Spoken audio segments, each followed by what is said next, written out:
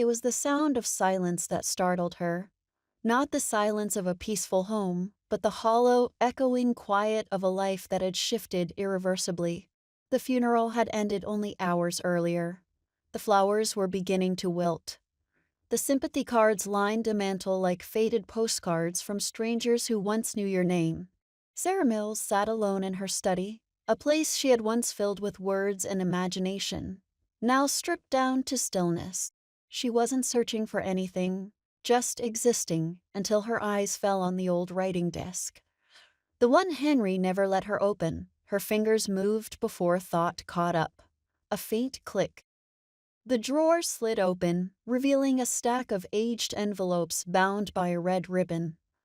The name written on the first, Claire. Henry had written her.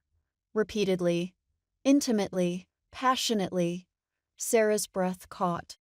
And in that moment, the woman she thought she was unraveled.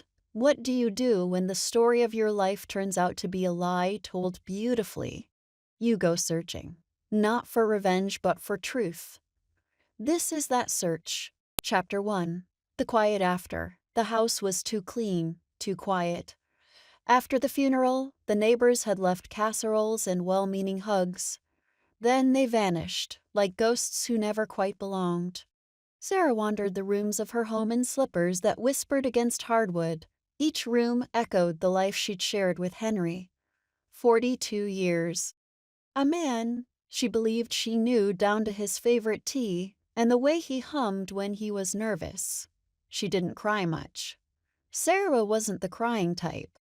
But now and then, her chest felt like it might cave in from the weight of 1,000 unsaid things.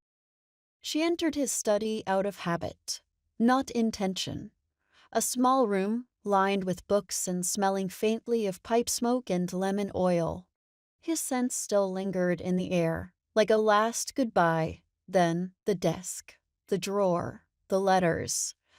The first time she read Claire's name, her fingers trembled. The second time, her world cracked. Chapter 2. Claire. The name bloomed in Sarah's mind like a ghost flower, beautiful, painful, unknown. She read one letter, then another, and another. Henry had written to Claire for more than a decade. The letters weren't only romantic. They were confessions, memories, shared sunsets, and secrets whispered under stars. Claire loved books. She hated airplanes. She adored black coffee and had a scar near her left eyebrow from falling off a horse when she was 10. Sarah read until her eyes blurred. Her heart beat a slow, dull drum in her ears. She felt rage and sorrow, and worst of all, who was this woman who held a piece of her husband's soul? And why had Henry kept her a secret? Chapter 3. The road begins. She didn't pack much, just what she needed. A week's worth of clothes, a notebook, and the letters. Sarah left without telling anyone. There was no one to tell. Her first stop was a coastal town in Oregon, a place mentioned in 3 separate letters. She found the cafe easily. A warm, rustic place with mismatched chairs and the scent of cinnamon and sea air. Henry, the barista said. Of course I remember him. He came in with his wife all the time. Sweet lady, blonde hair. Always reading. Sarah's heart slammed against her ribs. That wasn't her. There was a photo on the wall.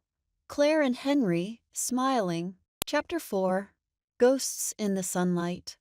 The journey became a pilgrimage, letter by letter, town by town. Sarah followed the breadcrumb trail Henry had unknowingly left behind. In a dusty Arizona motel, she met an elderly manager who remembered Henry well. He came with a woman who limped a little, stayed in room 7. Quiet folks. Sarah spent the night in that same room. It smelled like time had passed through without staying. That night, she dreamed of Henry, not the man she buried, but younger, laughing, holding hands with a faceless woman under orange twilight. She woke up crying. For the first time, Chapter 5.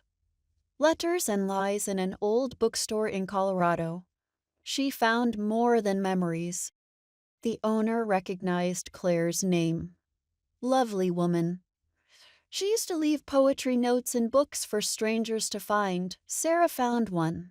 A poem folded into a worn copy of Leaves of Grass. We do not own love. We borrow it, and if we're lucky, we return it kindly. It wasn't signed, but Sarah knew. Her resentment softened, slightly. Chapter 6. The Final Letter. At a dusty library in Missouri, she found an envelope tucked inside a book addressed to her. The handwriting was not Henry's. It was Claire's. In graceful ink, Claire thanked Sarah for letting Henry love her, even if only in fragments. For sharing him without knowing. Claire wrote of pain, of illness, of nights when Henry held her hand as the morphine dulled the world. He never stopped loving you, Claire wrote. But with me, he could be fragile. Sarah wept. She hated her. She loved her. She didn't know which feeling won. Chapter 7. The Lighthouse. Claire's last letter mentioned a lighthouse on the coast of Maine. Sarah drove for 2 days. The sky opened like a painting, and the sea roared its welcome. The lighthouse stood tall and silent. Sarah climbed to the top, the wind biting at her coat. She sat alone, reading the final letter aloud. Then she let it go. The paper danced into the ocean breeze, carried away, as was Henry, as was Claire, as was she. Chapter 8. Rewriting. The past Sarah returned home with a box of letters and a notebook full of reflections. She began to write again, not about Henry or Claire, but about herself, about reinvention, about memory, about the bravery it takes to begin again after the end. Her words were no longer fiction. They were survival. Chapter 9. The Reading. At a small local bookstore, Sarah held a reading of her first memoir in 20 years. The room was full. Her voice trembled at first, then steadied. The audience listened in stillness. When she reached the final chapter, she paused. I once thought grief was a wound, she said. But it's a doorway. Through it, I walked into someone new. Applause followed. But more than that, understanding. Chapter 10. The New Chapter. Sarah now lives by the sea. She writes daily, drinks strong coffee, and leaves poems and library books unsigned. Sometimes she thinks of Henry, sometimes of Claire, but mostly she thinks of the woman she became. A woman shaped by betrayal, healed by truth, and freed by the courage to keep going. The past didn't define her. She wrote her own ending, and then she kept writing.